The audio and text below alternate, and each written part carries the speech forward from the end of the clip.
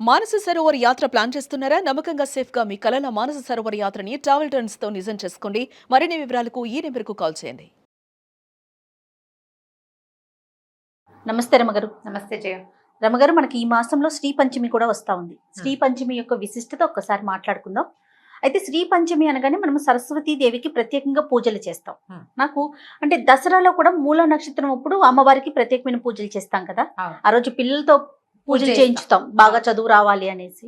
మరి శ్రీ పంచమి యొక్క విశిష్టత ఏంటండి? ఈ రోజు ఏంటి?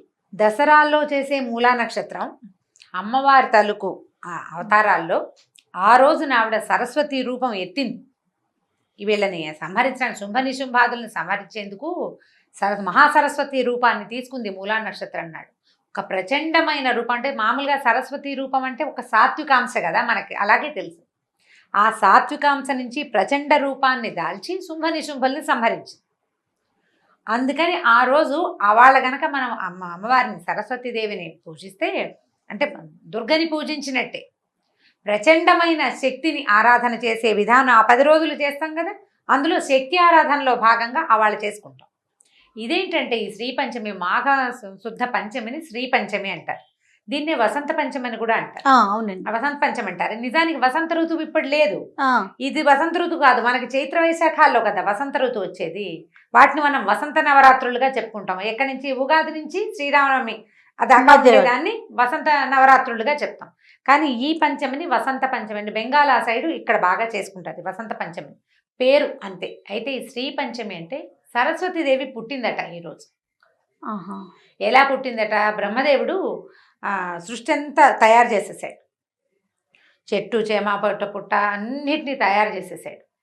మానవుల్ని కూడా సృష్టిని మొదలుపెట్టాడు. మొదలుపెడితే సృష్టిలో శబ్దం లేదట.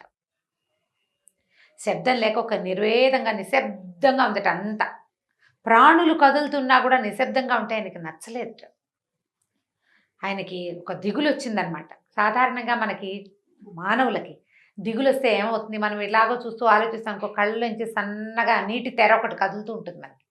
అట్లా బ్రహ్మదేవుడికి కూడా కంట్లో ఉంచి ఒక నీటి తెర కదిలిందట ఆయనకి. ఇంత ప్రపంచాన్ని సృష్టించాను, ఇది ఇంత నిశ్శబ్దంగా ఉంది అని ఆ భావాన్ని ఆయన బలీయమైన భావన కలిగిందనమాట. ఆ కంటి నుంచి రాలిన 2 నీటి బొట్లు చెట్ల మీద పడ్డాయట, వృక్షాల మీద. పడంగానే ఒక అపూర్వమైన శబ్దం వెలువడిందట అందులో నుంచి. ఒక చిన్న టింగుమన్న మోత లాంటిదన్నమాట. అత్యద్భుతంగా ఉంది. ఆ నాదం నుంచి పుట్టిందే సరస్వతీదేవట. అప్పుడు ఆ నాదం ఒక అద్భుతమైన రూపాన్ని దాల్చింది. వీణని ధరించిన ఒక స్త్రీ ఆకృతిని దాల్చింది. ఆమె సరస్వతీదేవి అని చెప్తారు.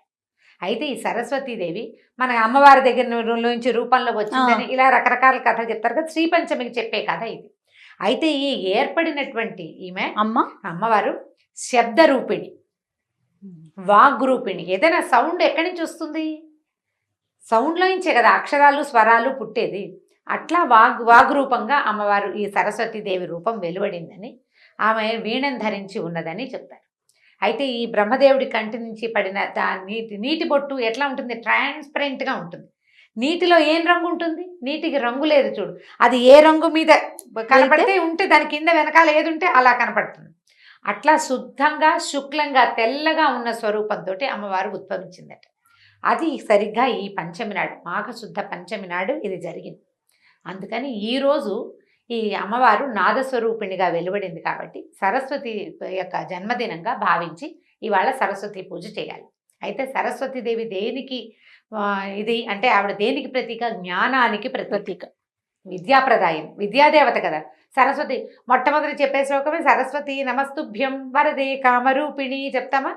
విద్యారంభం కరిష్యామి సిద్ధిర్భవతు మే సదా. అదే శ్లోకం.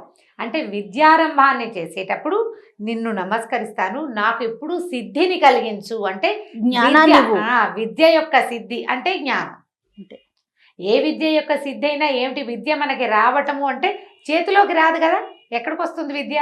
మనసులో కనపడదు, ఒక రూపంగా లోపల స్థిరపడి ఉంటుంది. ఎక్కడికైనా బయటకు వచ్చేస్తుంది. దానికి ఇప్పుడు పుస్తకం అనుకో మోసుకెళ్ళాలి, తల్లో ఉన్నది మనతో పాటే ఉంటుంది. అవును. అయితే ఈ జ్ఞానస్వరూపిణి అయిన అమ్మవారిని ఈ రోజున ఆరాధిస్తారు. ఈ ఆరాధనకి ఏం చేస్తాం? రకరకాల పద్ధతులు. సరస్వతి పూజగా మనం మూలా నక్షత్రం నాడు చేసినట్టు పుస్తక పూజ చేయటము, తర్వాత అమ్మవారిని అర్చించటము కాకుండా ఇప్పుడు ప్రత్యేకంగా అక్షరాభ్యాసాలు ఈయన సంవత్సరం 3వ ఏడు వచ్చిన పిల్లలకి లేదా 5వ ఏడు వచ్చిన పిల్లలకి ఈ పంచమి నాడు అక్షరాభ్యాసం చేయటం. దీంతో పాటు ఇది మొదటి రోజు, దేనికి స్వరానికి మొదటి రోజు. సంగీత విద్య మొదలు పెట్టేవాళ్ళు ఇవాళ మొదలు పెట్టచ్చు. జ్ఞానం పెంచుకోదలుచుకున్న వాళ్ళు, కొత్తగా ఏ కోర్స్ అయినా స్టార్ట్ చేసేవాళ్ళు ఇవాళ ఓం ప్రథమంగా మొదలు పెట్టుకోవాలి. వేదాంత విద్యని అభ్యసించే వాళ్ళు కూడా ఈ రోజే మొదలు పెట్టుకోవాలి. యోగాభ్యాసానికి కూడా ఇదే తొలి రోజు. ఇవాళ మొదలు పెట్టుకుంటే ఇంకా దీనికి ఏమీ అడ్డం లేదు. కరతలామలకంగా విద్య సిద్ధిస్తుందని మామూలుగా మనం మంచి రోజు చూస్తాం. మంచి రోజు ఎందుకండి, ఏ రోజు చేస్తే రాదండి, స్కూల్ డేట్లో ఏమి మంచి రోజు చూస్తున్నారా అని బోల్డ్ వేస్తారు ప్రశ్నలు వస్తాయి. ఏదైనా మనం చేసేటప్పుడు ఒక పని చేస్తాం, బాగా అవ్వాలని చేస్తామా, ఎలాగైనా పర్వాలేదని చేస్తామా? ఖచ్చితంగా 100% ఎక్స్పెక్ట్ చేసేస్తాం కదా. మనం చేసేది తర్వాత ఎక్స్పెక్టేషన్ మాత్రం 100% ఉంటుంది కదా. Expectation up to the mark. మనకు ఏదో ఒక గీత పెట్టుకుని అక్కడ దాకా ఇది వెళ్ళిపోవాలని, చేసిన పని వెళ్ళిపోవాలని ఉంటుంది. మరి అలాంటప్పుడు సరైన సమయం చూసి చెయ్యొద్దు. సరైన సమయంలో చేయాలి కదా. నీకు పూర్తి స్థాయి ఉద్దేశం ఇది కావాలి అన్నప్పుడు సరైన సమయంలో మొదలుపెట్టు. సరైన వేళ చూసుకో, సరైన రోజు చూసుకో. ప్రత్యేకంగా ఏ రోజు చూసుకోలేవు. ఇది మంచి రోజు అని చెప్పినప్పుడు ఆ రోజున మొదలు పెట్టచ్చు కదా. ఆ రోజు అందరికీ మంచిదే. ఇవాళ నాకు తార కుదరలేదు, నాకు తిథి పనికి రాదు, ఇవాళ గురువారం మాకు పనికి రాదు, ఏమీ లేదు. పర్వదినం ఏదైతే ఉందో ఆ రోజు అందరికీ పర్వదినమే. ఇప్పుడు మామూలుగా చూడు, నాకేమో దశమి పనికి వస్తుంది, నాకేదో ఒక నక్షత్రం పనికొస్తుంది, నీకు పనికిరాదా నక్షత్రం? ఎవరి నక్షత్రం వాళ్ళది. ఇప్పుడు 27 నక్షత్రాల్లో అంతే ఎవరి నక్షత్రం వాళ్ళది. నాకు ఒకటి పరమమిత్రతార అవుతుంది, ఒకటి నైధంతార అవుతుంది, ఒకటి విపత్తార కూడా అవుతుంది కదా. అది నా విపత్తార, నీకు సంపత్తార కావచ్చు. ఇలా ఉంటాయి. అందుకని ఏం చేయొచ్చు, నువ్వు అవేవి తారలు తెలియదు నీకు, నువ్వేమీ చూసుకోలేవు. ఏది పర్వదినము శుభవంతమైన రోజు అని చెప్పినప్పుడు ఆ రోజు ఇక మీ లెక్కలు లేవు. అది భగవంతుడిదే లెక్క, ప్రకృతిదే ఆ లెక్క. యూనివర్స్ ఆ రోజు విద్యనివ్వడానికి సిద్ధంగా ఉంటుంది. మనకి ప్రపంచం సన్నద్ధంగా ఉంటుంది. అవాళ్ళ తీసుకో, నీదే నక్షత్రమైనా పర్వాలేదు. పిల్లలకి అక్షరాభ్యాసం చేసుకోవచ్చు. అక్షరాభ్యాసానికి చాలా మంచి రోజు. కొత్తగా ఏ విద్యను మొదలుపెట్టినా ఈ రోజు చేసుకోవచ్చు. ఈ శ్రీ పంచమి నాడు ఏంటంటే జ్ఞానం వృద్ధి అవుతుంది. అవాళ్ళ చదివించండి పిల్లల్ని కూర్చోబెట్టి. పెద్దగా పూజా విధానానికి ఏమి చెప్పరు. ఇదేంటంటే సామూహిక విద్య కాకుండా ఇండివిజువల్గా ప్రతివాడికి జ్ఞానం అవసరం. అవును, ప్రతి వాళ్ళకి జ్ఞానం అవసరం. నీ జ్ఞానాన్ని పెంపొందించుకో. నీకేదైనా అజ్ఞానము దేంట్లో ఉన్న అనుమానం ఉంటే ఈ రోజున అనుమానం తీర్చుకునేందుకు ప్రయత్నం చేయి.